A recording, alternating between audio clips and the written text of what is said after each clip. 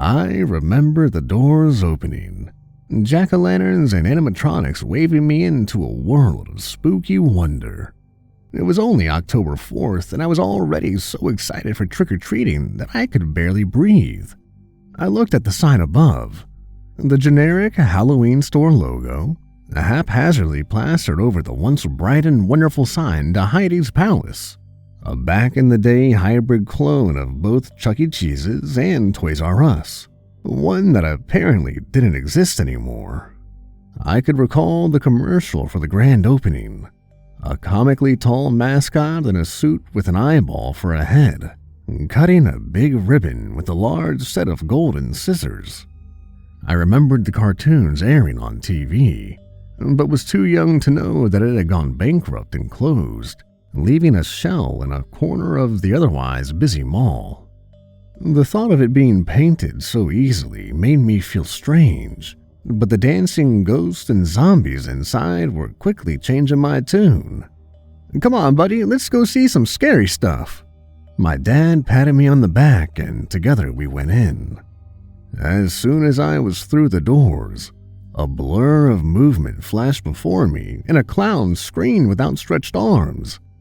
I nearly jumped out of my skin, and my dad laughed. I recoiled at his menacing face, one that quickly melted away, and said, "If you need help finding anything, let me know," before chuckling and dancing away. I felt tears welling, but my dad said it was just a joke and assured me he was just trying to spread some Halloween spirit. In seconds, I had forgotten about the old Heidi cartoon, my world consumed by bags of candy corn and hanging costumes. The Halloween store was a magical place with loads of decorations and disgusting props, even a lady dressed as a witch behind the counter. My dad corralled me around the skeletons and prop heads, letting me get close but not letting me touch anything. "These things are expensive. If we break it, we gotta buy it." It was something he always said, a voice that echoed in my head every time I reached for the light-up pumpkins or giant spiders. It didn't matter if I couldn't touch them. Just being in the big, spooky world made my heart race so fast I thought I might pee myself. Hundreds of costume choices, anywhere from a zombie pirate to a giant hot dog. The bigger kids were crowded around the wall of masks, so my dad decided to avoid it and distracted me with costumes from popular scary movies. I kept expecting the clown to pop out again, but I never saw him. We made several laps around the store, and each time I saw something I had missed previously. With each round, my dad got more and more tired, and I could hear the patience thinning in his voice. I still hadn't found a costume. I could tell that we were about to go, and I was doing everything I could to just keep us in this scary wonderland. Just as he was steering me towards the register, I thought of something that made my world come crashing down. We had never looked at the masks. I looked back at the wall of faces and saw the bigger kids had cleared out. I thought of the clown lingering and decided to chance it for an opportunity to see him. My dad was talking sweetly to the witch cashier, and she was leaning towards him, twirling a long lock on her finger. I tugged on his hand to get his attention, one he pacified by squeezing my hand in warning. Well, I never thought I could really pull off a lumberjack, but... "Dad, can I please go look at the mask? Please?" I blurted, making both of them look at me. I could see my dad's flash of anger, one that seemed to fizzle away when the witch put her hand on his. He sighed and reluctantly agreed. "Only for a minute, and don't touch anything." But I was already gone, ready to have the whole wall of masks to myself. I dashed through rows of costumes, blinking lights, and weaved through other customers as I made my way to the wall. I could see them clearer now, all of my Halloween spirit writhing in a torrent of anxious excitement. I burst out of an aisle and into the open wall, feeling dwarfed under the size of the collection. I looked for the clown and saw no sight of him. Without my dad trailing behind me, I suddenly felt very alone. The wall of masks staring down at me. I looked over each one, some I recognized, others I didn't. A man with nails protruding from his face. The wild-eyed face of a man wearing someone else's face. A black unicorn with burning stars for eyes. I looked at each one, marveling at both the detail in the masks and the feeling of dread it inspired in me. Despite my growing fear, I kept looking, each one more unsettling than the last. An unsettling white face with brown hair, a man with horribly burned skin. Something between the hangers caught my eye, and I found myself stopping. There was something hiding in the shadow, the faintest glint catching the lights from overhead, like a mask had fallen down behind the others. It was kind of round and looked like it had a dot in the middle. I tried to see it better, but it was just too dark. I had to get closer. I looked for my dad and realized I was too far away from the register to see him. The store suddenly felt very empty, and I felt the hair on the back of my neck stand up. I decided I would just take a peek and run back to him. I turned around and parted the other masks with my hands, trying to get a better look. It was round like a beach ball, a singular dot in the center. I moved my face closer, the familiar shape slowly making sense in my head. After a moment, I realized it wasn't a dot, but a pupil. It reminded me of Heidi's playhouse, but the realistic features made it look more unsettling than friendly, and there wasn't another like it in the whole store. It was perfect, and I wanted it to be my costume. I reached for it, but it was too far away. I tried to worm my way between the hangers, and keeping the mask in my view as I inched between them. When I reached again, one of the hangers caught my shirt, preventing me from going further. When I tried to shake it off, I felt something grab my hand. I looked to see long black fingers wrap around my hand, an icy grip that came from the shadows of the rack. I felt the sickening feeling in the pit of my stomach and tried to pull away, but it wouldn't let go. The pupil on the Heidi mask dilated and blinked. Before I could scream, the hand yanked me into the wall and I blacked out. When I awoke, I felt the cold press of the floor on my face. I jumped to my feet and looked around, feeling a kindling panic when I didn't recognize where I was.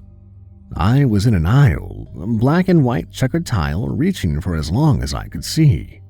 There were shelves on either side of me, neatly organized toys stacked high until they almost touched the fluorescence above. "Dad?" I called out, my voice meeting nothing but dead silence.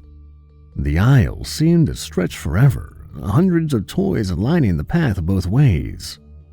I found myself shivering, wanting desperately to go home. Next to me was a cardboard cutout, bold letters announcing the grand opening. Heidi's Palace. Join Heidi and his sidekick Shep the Sheepdog on the greatest game of hide-and-go-seek ever. The cutout depicted an unusually tall and lanky man dressed in a suit, with a large eyeball serving as his head. Beside him was an adorable-looking sheepdog with sparkling eyes that stood on its hind legs like a person. It looked just like the cartoon I had seen on TV. At the bottom of the sign read its catchy slogan, "No one can hide from Heidi." A scream echoed down the aisle, and I looked to see the clown from the store. He was running towards me, flailing his hands. I'm not sure what frightened me more, the sight of him, or the fact that he looked terrified. "Kid! Oh my God, kid! We gotta get out of here!" he shouted, grabbing me by the shoulders. He was breathing hard, tears streaking through his clown makeup, and I started to cry. "Kid, tell me, how did you get here? We need to find a way out. He's coming!" he shouted, frantically looking back down the direction he came. There was nothing but darkness, a billowing, shifting void that seemed to churn at the end of the aisle. Who's coming?" I blubbered, lips trembling. I don't know who he is. He's just not fucking right. We gotta go, kid. We gotta. Suddenly, a large hand gripped the clown's shoulder and yanked him away. Pulling so hard, his oversized shoes kicked right off of his feet. The arm that grabbed him stretched from the darkness and held him up in the air, wrapping around his throat until he choked for breath.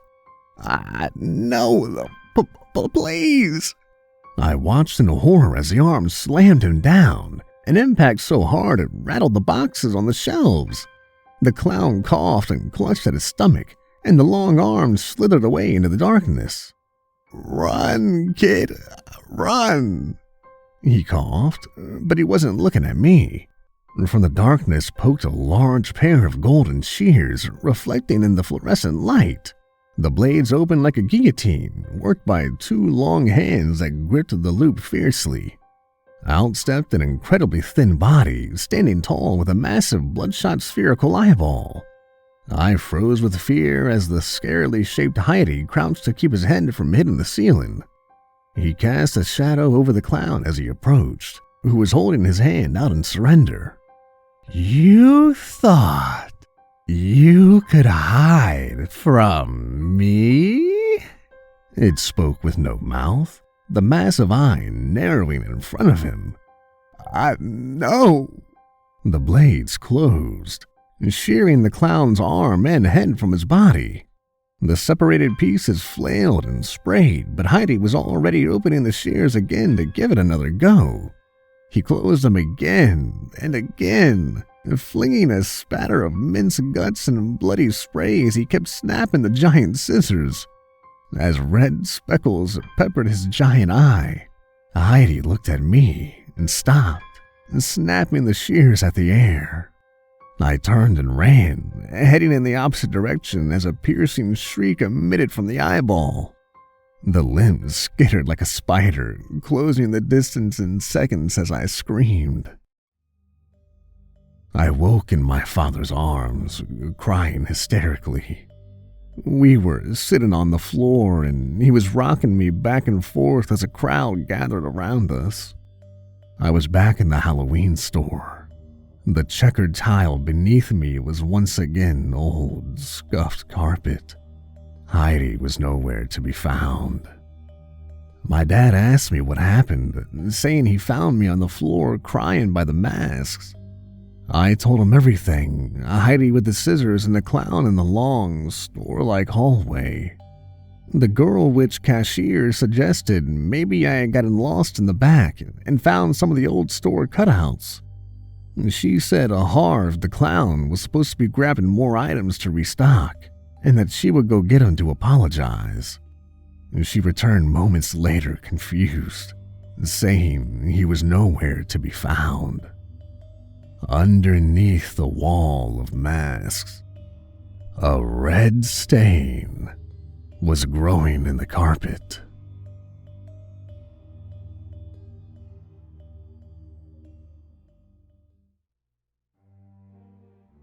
They say if you want a first date to be effective, you should make it a horror film. Something about the brain chemicals released makes people more attracted to each other, which is a tad manipulative if you think about it too long. But hey, if it works, it works.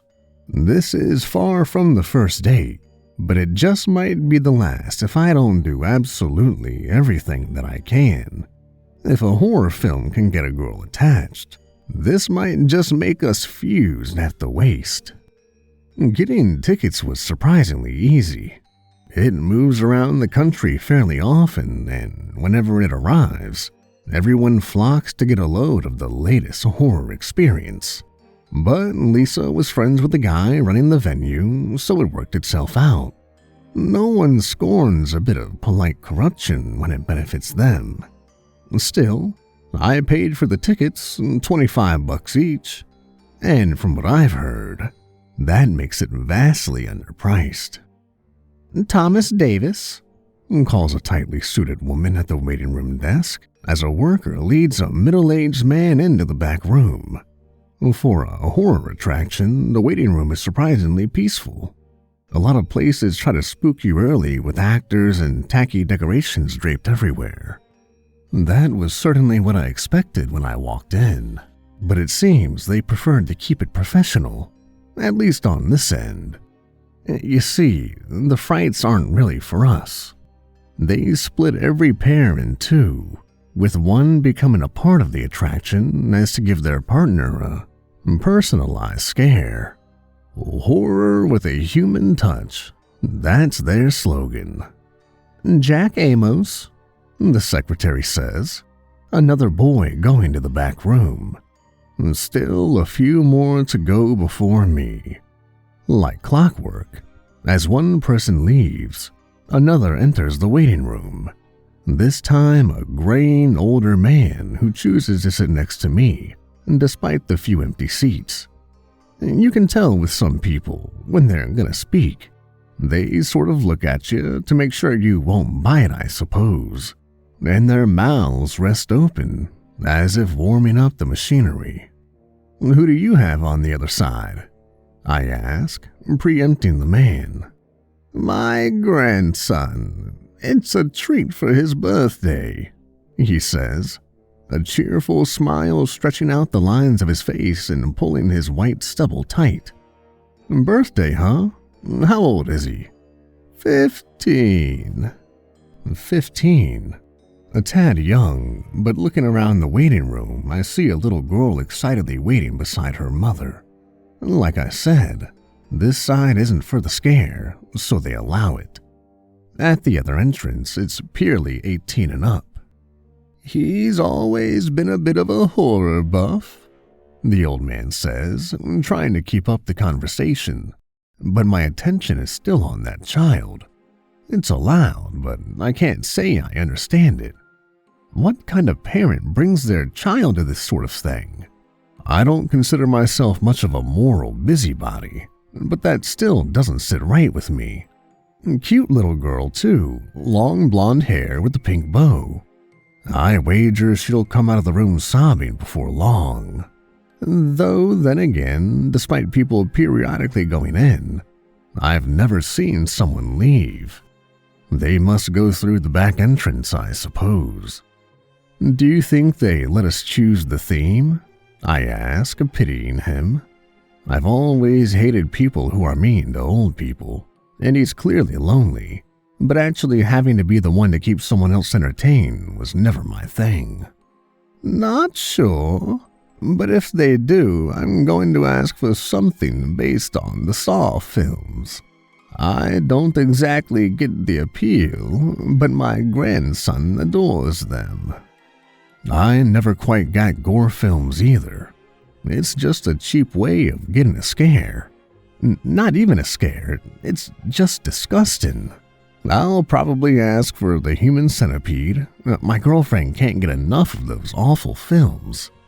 Coldfield Family, the board secretary calls. The little girl in the pink bow and her distracted mother take their time in going through the door to the next room. And like clockwork, another customer sits and waits. Still, how much can they possibly do?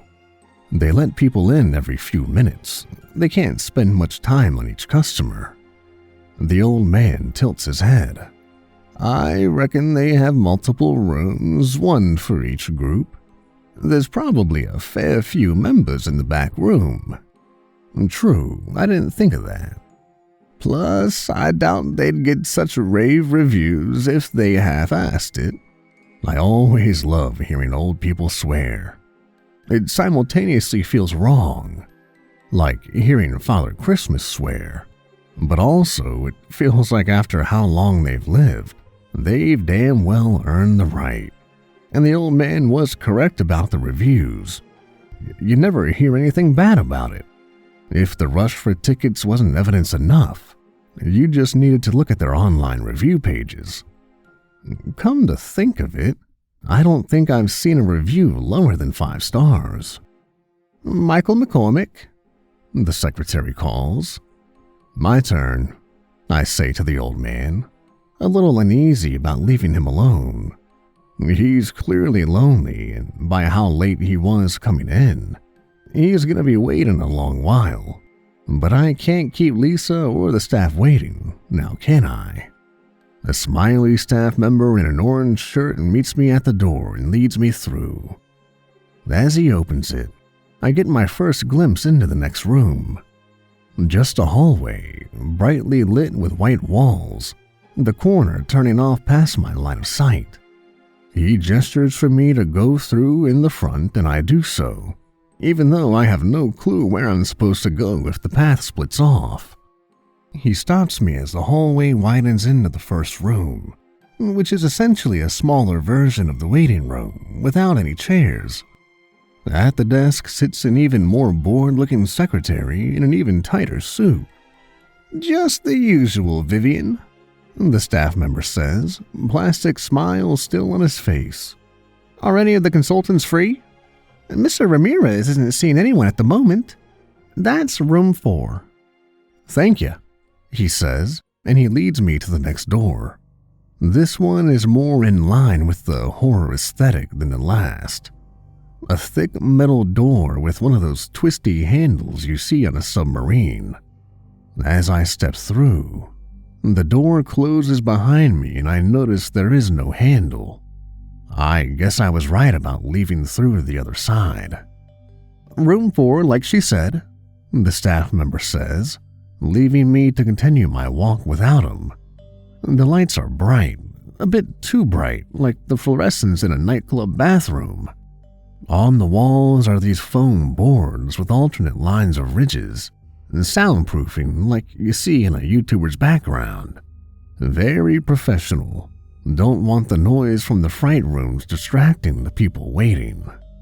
I get to room 4 and knock, but the door drifts open before my fist hits it the third time.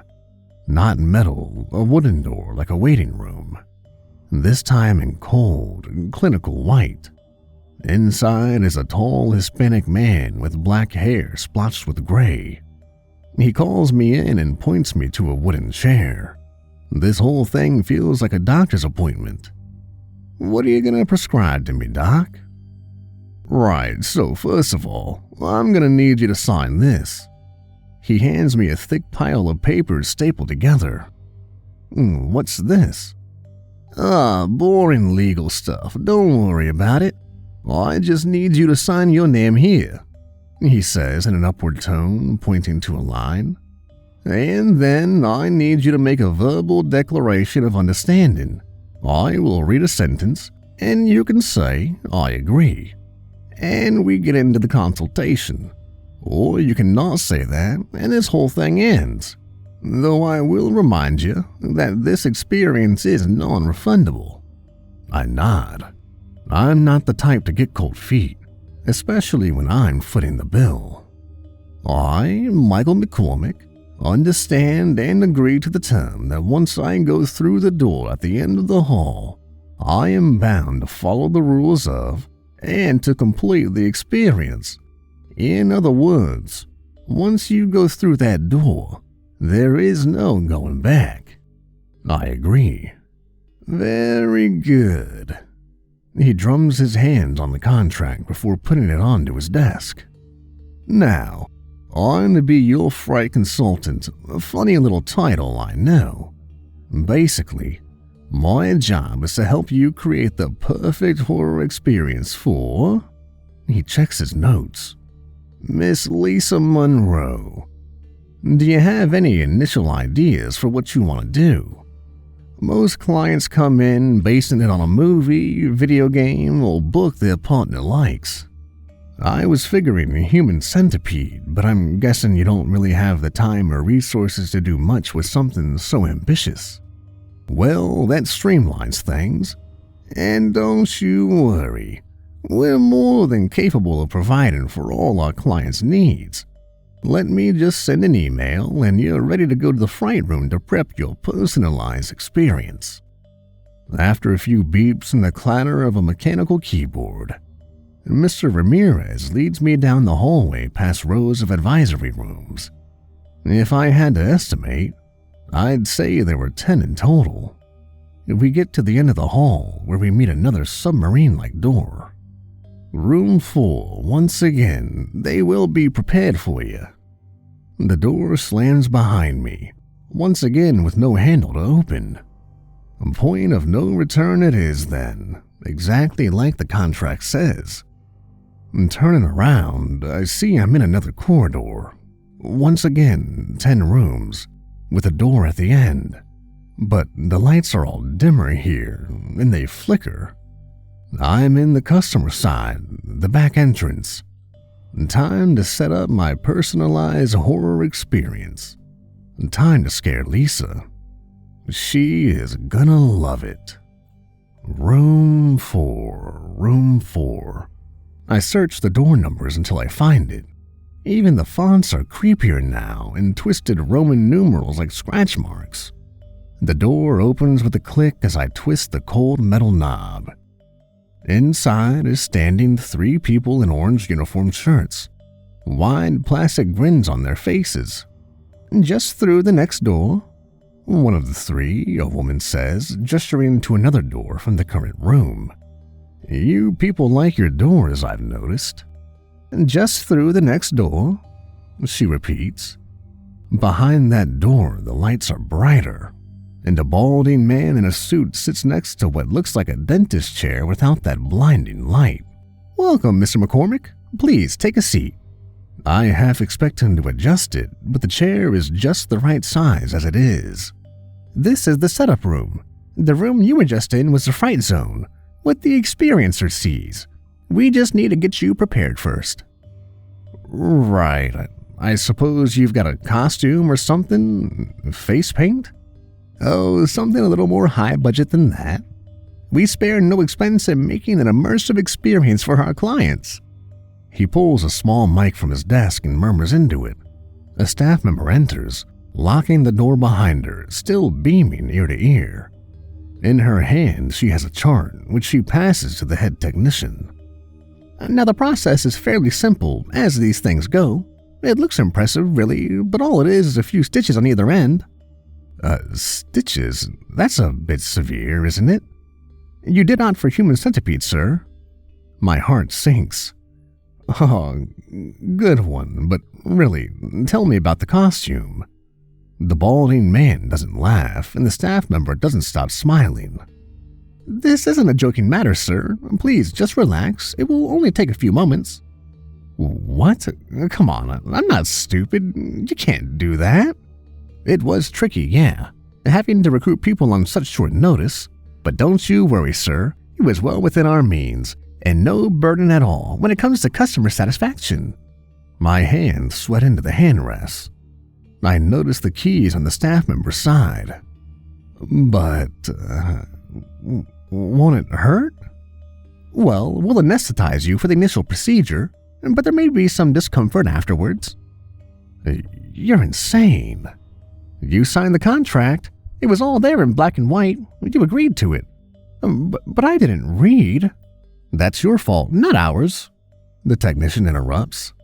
Stacy, hold him down while I administer the anesthesia. We really don't have the time to waste. The orange-shirted smiler lumbers over, and I keep my eyes trained on her keys. Her manicured hands dig into my arms, and my heart races ever faster. The key, I've got to get the key. She puts all her weight into me, her sickly sweet breath puffing in my face, her white teeth wide in front of me. I thrash my head forward, clashing with her jaw. She fumbles backwards, holding her face, and my hand shoots out for her side, but a second pair of hands claw into my back. With adrenaline-fueled rage, I push backwards and slam the technician into the wall. The keys, I've got to get the keys. The staff member kneels onto the floor, holding her face as blood drips through her fingers. With one almighty kick, I send her reeling, and the sound of the technician getting up behind me rings out. Before I'm able to think, and before he is able to yell, the keys are in my hand and I'm fumbling them against the lock. Move, hands, move, damn it. In my peripheral vision is the balding man approaching, and the key clacks into place just as he reaches out a hand. I slam the door behind me, locking it. The 2 remaining staff members don't have time to react, and I lock them away too. The door is at the end of the hallway. I sprint towards it as Ramirez's words echo in my head. "Once you go through that door, there is no going back." I thrash my hands against the metal bulkhead once I notice the lack of the handle. It must open from the outside, from the customer side. There has to be an exit. There must. How else would the staff get out? I could wait for the customers to come in, when Lisa comes to see what they've done. But what if another customer comes through with staff in tow? No, I have to get out now. There must be a way. I notice a keyhole on the bulkhead and try the key in my hand to no avail. All I can do is check the rooms one by one. Surely, one of them must have the right key. Room 4, that's where I was supposed to go. Let's start at room 1, nowhere better to start than the beginning. I test the cold metal handle, unlocked. The first thing that hits me is the smell. Rotting meat. The room is decorated like an abattoir, stark white and freezing cold with cruel metal hooks on the walls. On each one is a carcass, pigs, cows, chicken, and something else. It's limp, skinless, and veiny. Its head is missing and it looks almost hollow, but something deep in my mind knows exactly what it is, what it was. The desecrated lump of flesh is wrong, not just morally, it feels factually wrong. I'm not supposed to see this. No one is. Mr. Davis, middle-aged, they brought him in first. Vomit decorates my shoes, and I close the door behind me before a second spurt makes itself known. All that matters is getting out, finding the key. Still, I lock the door. He shouldn't be on display like that. Room number 2. I try not to consider what could be inside, and no use breaking twice.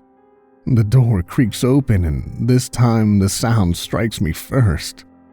Crying, small, pathetic sobs. Jack Amos is restrained in a straitjacket, wire crisscrossing through red holes around his mouth. His eyes tear into me, a mix of hatred and terror. I scan the room quick as I can, no key. I lock the door. I want to help him, but there's nothing I can do. I don't want to keep that image in my mind, so I keep it permanently out of sight, out of earshot. Thank God for the soundproofing. What's behind door number 3? I think in the voice of an overexcited game show host. I have to laugh. If I don't know if I can carry on. I try to recount who it will be next. Who is the next person to go in through the doors? I remember, and this one is particularly abhorrent, but I have to get the key. All that matters is the key. When I open the 3rd door, it isn't the smell or the sound, but the image that stops me in my path. I could recognize that pink bow anywhere. She lay in a bed fit for a girl her age, and it would almost be peaceful if her head wasn't backwards and her skin covered in wounds. It seems her father is an Exorcist fan. A key sits on the bed in front of the girl. I take it and close the door behind me, locking away my guilt. I have the key, nothing stopping me from leaving, but the richest of fruits has turned to ashes in my mouth. No image can grasp my mind, all I see is her. I hear the door at the other end of the corridor begin to open, and I look at my escape. I run and I keep running, pushing past confused people in the customer side waiting room. The second I get outside, I break down. That's the story. I couldn't face my girlfriend after that. I tried therapy, on my 5th therapist now, and to this day, I can't stand a horror movie.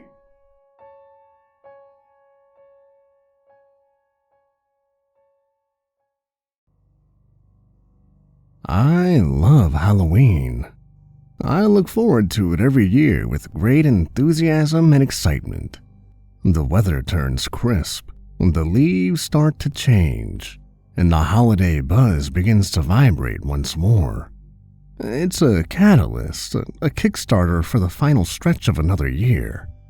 Nature slowly exhales color in a glorious flourish of red, orange, and yellow as the days begin to shorten. The summer clothes are put away and the apple cider makes its inevitable comeback. Unfortunately, I'm the only one in my friend group who enjoys the darker side of Halloween. I'm talking about the scary aspect. Horror movies, haunted houses, and ghost tours. Now, my friends like the concept, the theme that hangs over this time of year. But when it comes to actually participating in these events, well, they're usually nowhere to be found.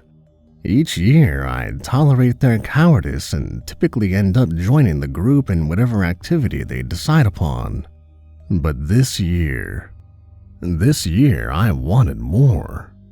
This year, I finally decided to go out on my own and really embrace the scary side of Halloween.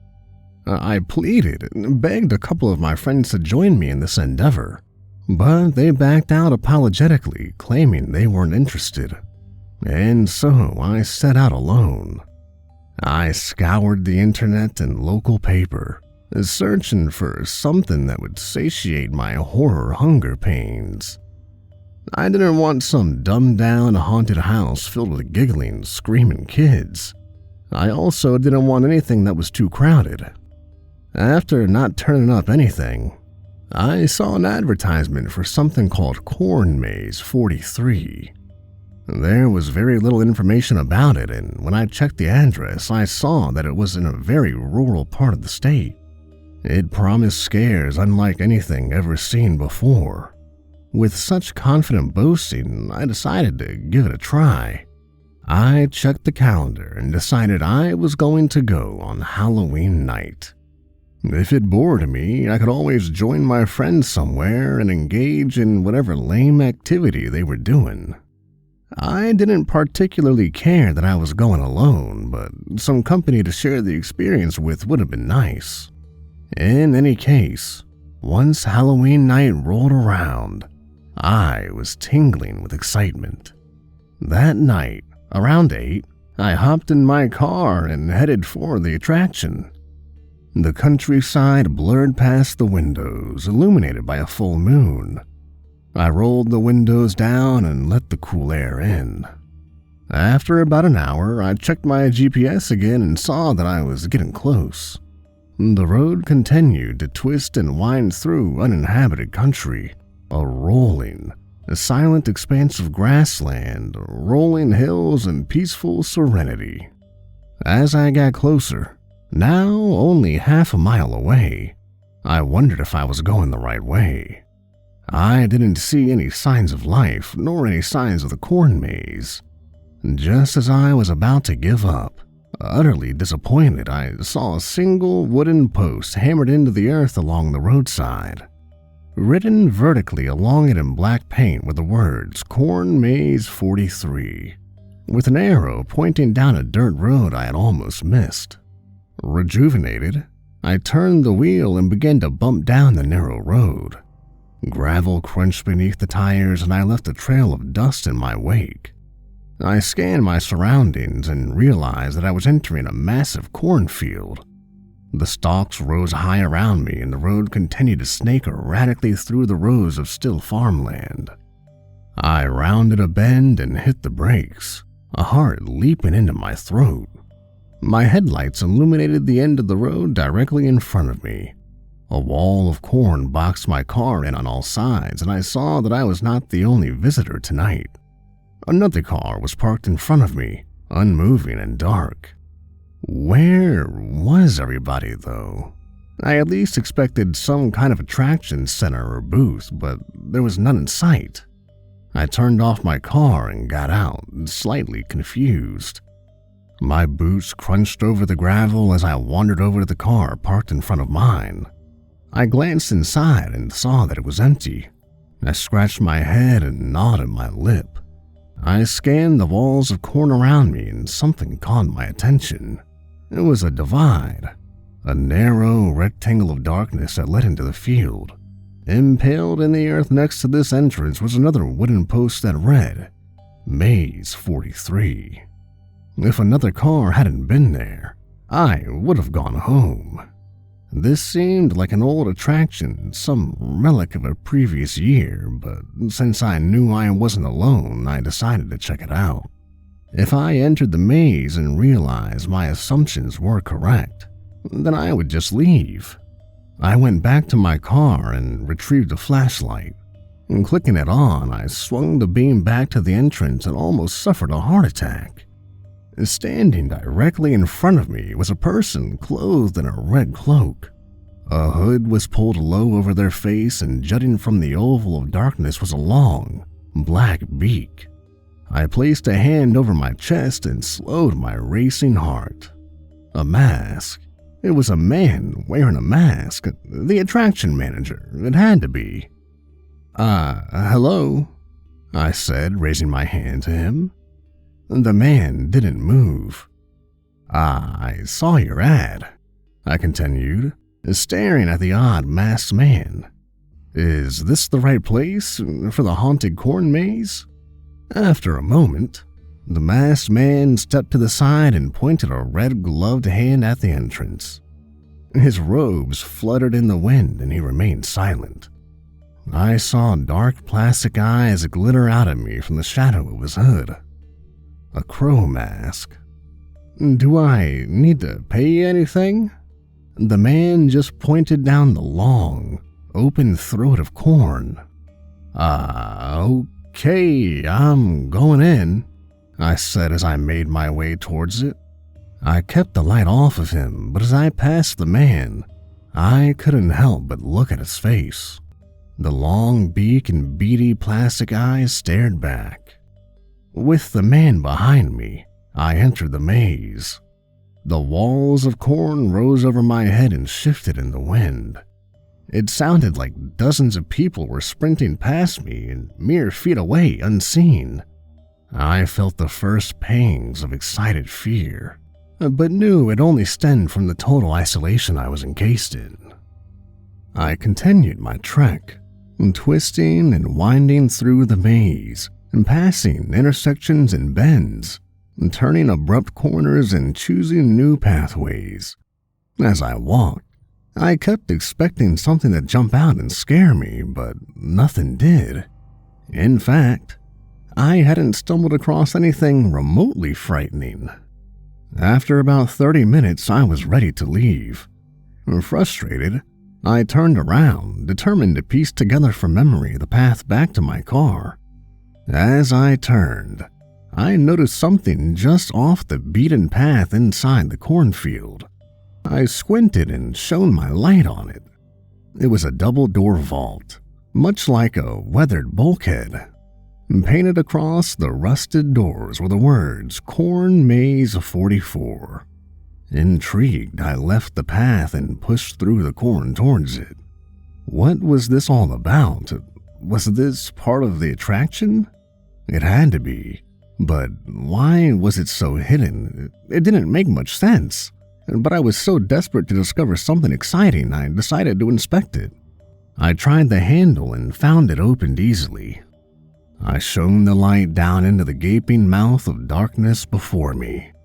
Concrete stairs descended to an equally unimpressive hallway composed of the same plain faded concrete. I thought for a second and then shrugged. Screw it, let's see what this is all about. If nothing else, I might get a good story to tell my friends. I crept down the stairs, shining my flashlight ahead of me. The air smelled moldy and stale, like no one had been down here in years.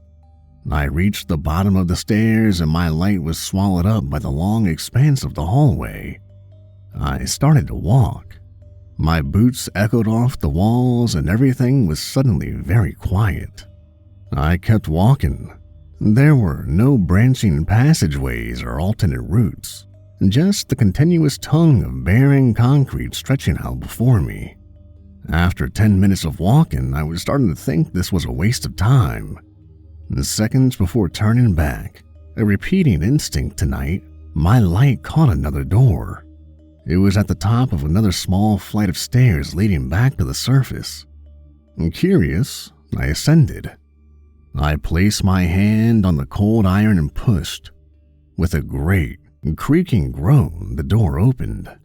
I blinked as light flooded inside, a dim, gloomy wash of dull color. I clicked my light off and stepped out into the other side. I looked out onto the world and my breath was robbed from my lungs. I felt a depth charge erupt in my stomach as my senses were overloaded with the impossible. Endless cornfields stretched as far as the eye could see, disappearing over the overcast horizon. Jutting from the earth, littering the cornfields were enormous structures of pure black. They rose up like faceless skyscrapers, windowless and perfect in their slick design. They were rectangular and appeared to be made from some unknown rock. They towered over the fields, their summits nothing more than blank, flat surfaces. Perched atop the dozens of looming formations were hundreds of motionless birds. But they were huge, easily reaching 6 or 7 feet in length. Their long beaks and folded wings were the color of midnight, their bodies sickly thin. I traced the birds down across the sky, catching a few in mid-flight. They were flocking towards the great structures from the cornfields. I felt my stomach turn as my eyes settled on the expanse of swaying stalks. Littering the earth were endless wooden crosses, erected without order. Nailed to the crosses were men and women, bloodied and in agony. With terrified realization, I saw that each person had a pumpkin shoved over their head, completely encasing it. They looked like crucified scarecrows, alive and squirming in torment. But it didn't end there. Impregnated in each pumpkin was some kind of hose. I could see orange fluid pulsing through it, a continuous flow. I traced the hoses up to their origin and felt my blood turn to ice. Hanging from the sky was an absolutely titanic human body. It was upside down and naked, its male sexuality shockingly visible. It was wrapped in thick chains, the iron crisscrossing over the enormous being's chest. Binding its ankles was a second coil of chain. I craned my head back, mouth agape, and traced the endless links into the cloud-filled sky where it disappeared.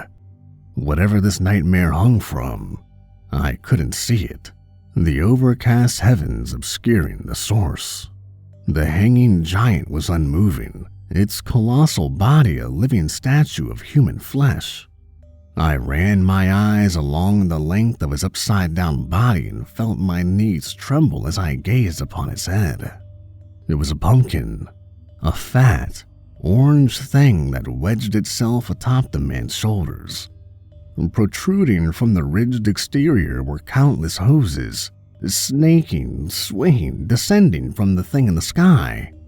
Each hose ended at the crucified humans, the tubing rammed into the pumpkin-headed people, pumping them full of that foul, orange liquid.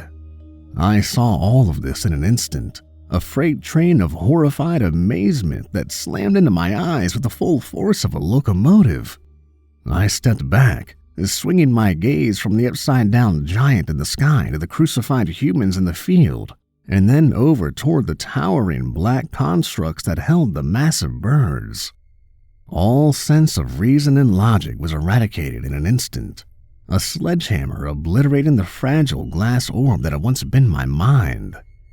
I fell to my knees, unable to hold myself up. Everything I had ever understood rushing out of me in a bluster of disbelief and crippling impossibility. And that's when I felt something grab me by the back of the neck. I tried to scream, but the pain was too great for such a natural escape. I was lifted off my feet and turned around to face my captor. I recoiled as I gazed upon the thing that held me. It was an ogre-like creature, a pale, gnarled thing with meaty hands that gripped me like a vice. It was easily 3 times as tall as myself, and its drooling and crooked mouth leered down at me. Rising from its back was a net filled with a mountain of pumpkins of all shapes and sizes. Their weight was so great that it forced the creature to bend over, pressed down towards the earth. Again, and I tried to scream, its bulbous, slightly pink eyes staring down at me. I raised my hands to try and pry its fingers from my throat, but it was useless. The ogre gurgled something and then began to walk, taking me with it. We were going into the cornfields. I was held clumsily at its side, my body smacking indifferently against its legs. I struggled to squeeze air down my throat, each breath a battle. I blinked back tears of pain and turned to see where this monster was taking me. As I did, I saw a flock of new birds rise from the fields. They cawed loudly, their great wings taking them high into the sky. I saw them climb the heavens and soar towards the great faceless constructs of black rock that jutted from the land like rotten teeth. When the murder of crows landed at the top of one such edifice, I noticed something I hadn't before. The protruding mass of rock sank, ever so slightly, back into the earth, and as it did, a great clanking rattle shook the sky. My eyes tore over to the hanging giant, and I saw that it had descended by a fraction, bringing it closer towards the earth. And that's when the pieces began to click in my mind. Fractured formations slowly taking shape in the form of grim understanding. Whatever this horrible place was, wherever it sat in the multitude of unknown nightmares, these creatures, these birds, were trying to free this titan in the sky. The jutting black rocks were some kind of counterweight to whatever the giant's chains were bound to.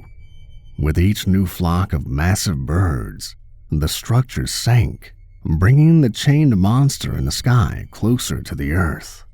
But the birds, where did they come from? As this question shuddered through my mind, my captor reached the fields of endless crucifixion. The wooden crosses rose around us, and I stared up at them with bloodshot eyes. Now that I was closer, a new realization rippled through me like a bolt of lightning. The humans upon the crosses were changing. The pumpkins encasing their faces continued to fill with the orange fluid that pumped down from the giant in the sky, and as they did so, I could see physical mutations begin to blossom. With disgusted horror, I saw beaks protruding from the pumpkins, each at varying stages of growth. They jutted from the orange flesh, covered in a viscous neon ooze. As we continued to pass the crucified, I saw something I would never forget. A cluster of 3 crosses stood in a semicircle, and as we approached, the skin of the hanged people exploded with shocking violence. Emerging from the ruined remains were massive crows, unfurling and expanding to their full height. They screeched loudly and flapped their wings for the first time, taking flight and rising towards the great rock structures. Before I had time to process this new display of unsettling terror, the ogre was spinning me around, the world a blur of dull gray and green. The grip around my throat was temporarily removed and I gasped, but only had time for a single breath before I was clutched around the waist. I was being raised. The creature pinned me against something, stretching me out above its head. My body slammed into something and I felt splinters of wood claw into my shirt. No, Hope, no. Please, please no. The dawning horror of what was about to happen released a shriek of throat-tearing fear and pleading desperation. This monster was going to crucify me. I struggled frantically as the ogre held me up against the cross, splaying my arms out with its massive prodding fingers. And tears poured from my eyes as I watched it reach down and retrieve an enormous nail from a pouch along his waist. With the precision of a surgeon, the ogre drove it through my arm at the wrist. It happened in the blink of an eye, the beast mauling me with horrifying quickness. The pain was immediate and terrible, a rod of fire pinning me to the wooden crossbeam. Blood erupted from the punctured flesh and it dripped lazily down my arm, soaking my clothes. Before I had time to recover, the ogre slammed another nail into my other arm. A cry shattered my vocal cords and the world shook and my vision blurred, tears running down my face. Gasping, sobbing, I watched helplessly as the monster reached behind itself and retrieved the pumpkin from the colossal heap on its back. Through gritted teeth, I begged uselessly, watching as it raised its arm and prepared to bring it down over my head. But something stopped it, a sound soaring across the sky. Somebody was screaming, a woman. I blinked away tears and stared past the ogre. From this height, I gained a new perspective of the cornfields. Littering the land were dozens of bulkheads, some closed, most open. Wandering out of them were dazed, confused people, sharing the same horrified wonder I had felt. The woman who was screaming stood a couple 100 yards away, watching as my captor nailed me to the cross. The ogre, one of many I now saw, all with mountains of pumpkins on their backs, turned to the woman. She took a step back, shrieking, and deciding it could finish with me later, it lumbered towards her, grinning through a mouthful of fragmented teeth. I turned away, and pain ran through me like currents of electricity. My pierced flesh boiled with constant pain. I looked at the nails driven through my skin and felt as if they would tear away, taking chunks with it. I needed to get out of here. I needed to escape before the ogre came back to finish the job. It was hard to concentrate, hard to think through the wall of pain that slammed into my senses with every beat of my heart. I rolled my head back against the wood, trying to steady my shuddering chest. I stared out at the field of crosses, my eyes bloodshot and moist, and then I squinted, the pain vanishing for a moment as I spotted something. It was a massive circular plate of iron, 100 yards in diameter. It rested on the surface of the earth, some kind of enormous vault or gate, its hinges the size of houses. It looked like a manhole, the biggest I had ever seen. Etched in black across the surface were 2 words, Christmasland. It was nonsense to me, but something told me that whatever was happening here had something to do with that great covered hole. I gotta get out, stop wasting time and get out of this place, I thought as the pain returned in a wave of furious violence. I looked at my impaled flesh once more and prepared myself for the inevitable pain. I shut my eyes and grit my teeth so hard I heard my jaw pop, and then I began to pull myself off the cross. A gory, bloody act of desperation and survival. I screamed until I tasted blood. I arched my back and pushed away from the cross with my feet, pulling my arms out and over the nails. With a sickening tear, I felt myself pull free and I plunged to the earth. I smacked into the dirt and stars exploded in my head. I let out a breath, scrambling to my feet, fighting off a threatening blackout. I looked at my mangled wrists and winced, swooned and gagged. I tore my shirt into strips and bound the wounds as tightly as I could, stemming the flow of blood. And then I ran. I ran as hard and as fast as I ever had. I didn't slow, I didn't falter, I didn't wince. Hell was on my heels, and I knew I didn't have long before it caught up. I snaked through the corn, heading back toward the bulkhead I had emerged from, breath hissing from my lungs like gusts of hot steam. My head thundered, and I felt an inferno pulse through me with every heartbeat. I tripped and caught myself and plunged forward. I could hear a great screech of crows coming from the cornfields, a deafening cry louder than anything I had ever heard before. I chanced to glance over my shoulder and saw the sky go dark as a flock rose from the crosses. There had to be thousands of them, a mass of ungodly creations birthed from the bodies of the taken. They ascended as one and then dispersed, settling on top of the great stone towers. Still running, I saw them sink into the earth, and then the rattle of chains followed, an echo of massive iron. The titan in the sky plunged to the earth, the counterweight releasing the final distance. The earth shook as it collapsed into the field, a rolling explosion of incredible power. The chains flew from its body like an eruption of shrapnel, and I heard shards whistle overhead like cannonballs. As the monstrous giant made contact with the ground, the mammoth pumpkin around its head shattered, casting a hurricane of wet orange across the land. I stood up, knees trembling. The colossal being stood as well, a towering creature of massive proportions. Rising from its shoulders, and previously hidden by the pumpkin, was the head of a crow. Its beak was like a scythe, a massive, dangerous thing that protruded from a black feathered face and two globe-like eyes.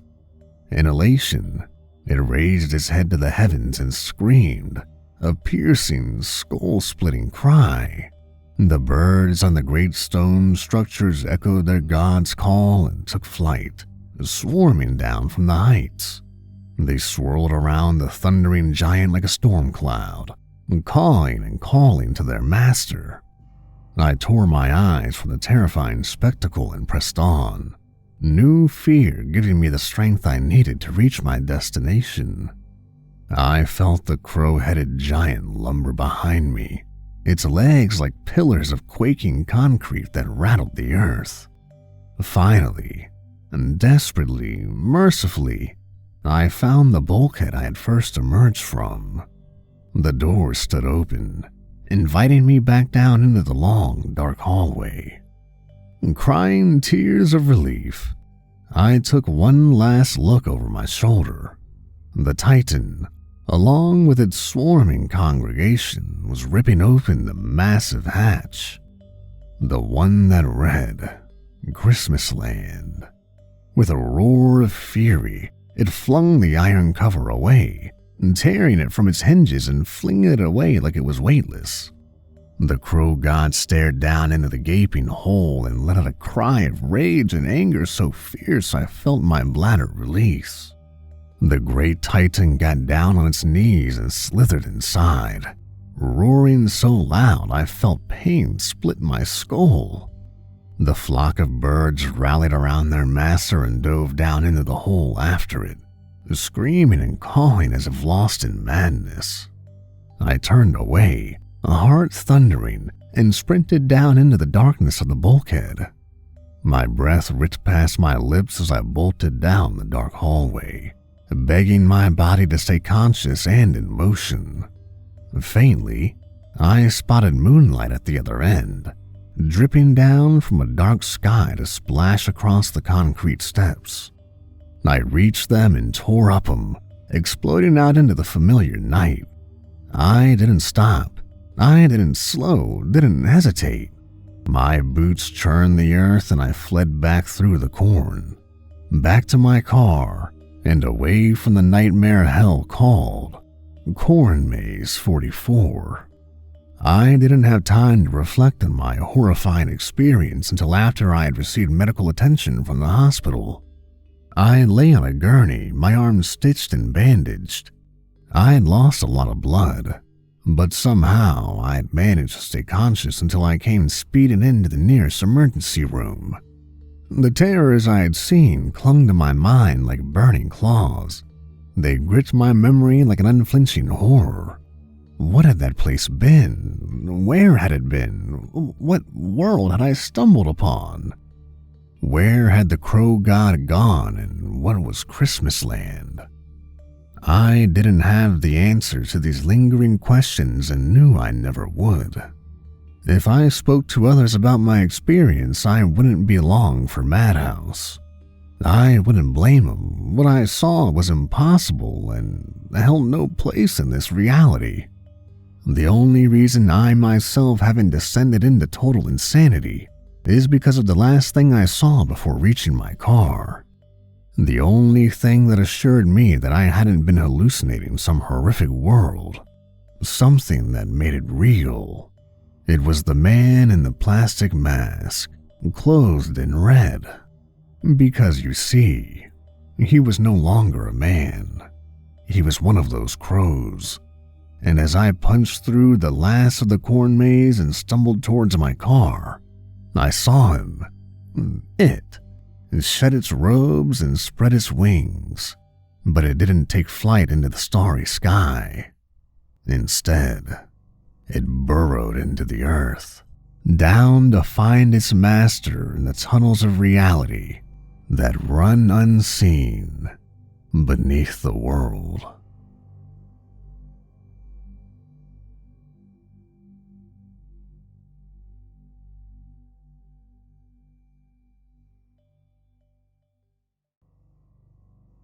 It happens the same every year. All the houses in the neighborhood don their yards with skeletons and spooky lighting, carved pumpkins and papered cutouts of bats. They dress the properties up with just as much enthusiasm as the kids in their costumes, all for the sole purpose of basking in the spirit of Halloween. The house 2 doors down always goes all out. Strobes, inflatables, artificial fog, the whole 9 yards. It attracts kids from all across town, serving as some kind of meeting point for the trick-or-treaters. With pillowcases slung over their shoulders and plastic jack-o'-lanterns in their hands, they start their proud march. Every princess and zombie trying to get the biggest haul of their life. Every year, I turn off the lights and pretend I'm not home, sitting in front of the TV with my dog for the annual marathon of slasher films. I'm a bit of a Scrooge this time of year. I don't really decorate my house. I don't even pass out candy. The street bustles with the combination of laughter and screams. Each child and teenager trying to make each year more memorable than the last. From the darkness of my home, I catch glimpses from the window when the commercial breaks. Everything seems festive and normal, all except the house across the street. I didn't notice it at first. The house across the street is abandoned, almost derelict at this point. It was a modest loft house before it went unkempt, with a little garage and a big stretch of porch to walk up before you hit the front door. There's a rocking chair on one side of the door and a window on the other. I imagine it would have been a nice setup back in the day. Nice fall day, you sip some cider on the covered porch in the rocker. You hear the television from the open window. Now, the windows are boarded up. The garage door sits lopsided on its hinges, and there's so many old twigs and leaves matted on the porch roof, it looks like it'll cave at any moment. The rocking chair sits empty, dust and mold collecting over the years. No one's lived there for a long time. I don't think it's even on the market. It remains its old, weathered self all year round, and everything seems fine. But as trick-or-treating comes to a close, that changes. I have it narrowed down to the last 20 minutes. Every year from 5 to 7, the kids go up and down the street raising hell, hopped up on sugar and the Halloween spirit. The old house stays dark and quiet almost all the time, but at 6:40, that porch light kicks on. In the flickering light, a little orange bowl appears in front of the door. A few feet away, the rocking chair is no longer empty. There's a clown sitting there. His getup is crude and old, like an alcoholic uncle threw on a cheap jester one-piece.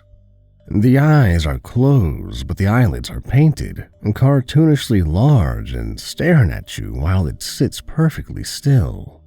A rusty kitchen knife held in one frozen hand. A little paper sign is stuck to the door, and in big red letters it reads, "Take one." I've never seen anybody physically set it up. It's just there. One minute it's dark and the next the light is on. It's almost like someone ran up when you weren't looking and propped the stuff up as a gag. But I've never actually caught anybody. Never seen anybody, in fact. It just happens. The thing is, that little orange bowl, it's loaded to the top. Not with dollar store candy either. King-size bars. The first time I thought maybe the property owner was trying to give back for having such an eyesore year-round. Or maybe even a homeless guy was trying to have a little fun, scare the kids, that sort of thing. But it shows up every year, and it's exactly the same every time. The same scuzzy clown, the same candy bowl, the same written sign. The most unsettling thing is the window by the door. All year, the windows in the house are boarded up, but when that light kicks on, that window opens. No boards, no nothing. The faded drapes on the inside sway in the night breeze, but that's all you can see. It's pitch black when you look in there. There's just that damn clown with his painted eyes in the open window. People started to go missing. Articles in the paper would show the next day some kid or teenager wouldn't make it home after going door to door looking for candy. Every year, without fail, there would be a new face to look out for. I would think of the house across the street immediately. But the strange thing is, I seemed to be the only one to see it. The porch light, the clown, the bowl of bars. I talked to some of the neighbors and everyone thinks I'm crazy. It got to the point to where I called the police. I was sure they'd kick down that door, find a body, or at least some evidence. Maybe bones or clothing, something. I called them twice, and twice they came out and they searched the whole damn house.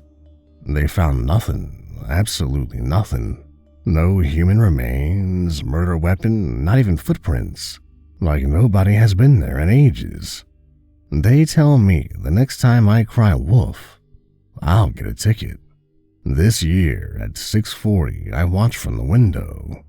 The light kicks on and they're there. Clown, bowl, and the paper sign. I see some kids coming down the street, both dressed as animatronics. They look tired and ready to go, but they see the light. They go to the door. They see the giant bars and they jump with excitement. They read the sign. They look at the clown and they wait for the jump scare. But he just sits there with a knife held limp and blank painted stare. Each of them pick one out, but there's a longing as they look at the bowl. It seems like their conscience got the better of them and they leave without succumbing to greed. And heading off the porch, they pass a teen in a hoodie and skull face paint. He pushes past rudely, almost knocking over one of the kids. They seem upset, but they don't look back. They don't notice the clown behind them. The painted lids raise, revealing staring, bloodshot eyes. This year, I pass out candy. I turn on my light and I'm out with my bowl, waving the kids over, waving them to safety. I turn on my light and I'm out with my own bowl, waving the kids over, waving them to safety. The eyes in the clown look at me menacingly, like a warning, but it doesn't last long. The teenager is stuffing the bars in his pockets, as many as he can hold. I show the kids my bowl of suckers and tell them the haul's over to take as much as they want. They're ecstatic, and too happy and focused to look back at the slowly standing clown. The teenager leaves, and arms of nothing but bone shoot through the open window. One grabs his arm, the other planting a hand over its mouth to silence. The clown is there in an instant, eyes wild, the knife digging deep, stabbing over and over. The kids take handful after handful. I show them the silly paint I put on, and if I have to, I'll ask them about their costumes. The teenager fights, but it's over just as soon as it started. The clown stabs and rips, the old blade eviscerating crudely. The arms are already pulling him in. His screams blend with others in the distance. My eyes tear up and the kids get worried. I dump the candy in their bags, try and stay joyous.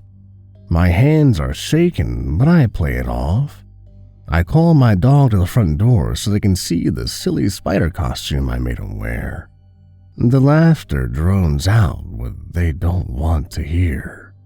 The clown grabs the teenager by the ankles and helps the skeletal arms, pushing him into the dark abandoned home.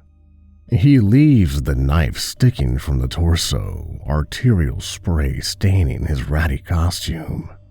When the feet are sucked in, he slams the window shut.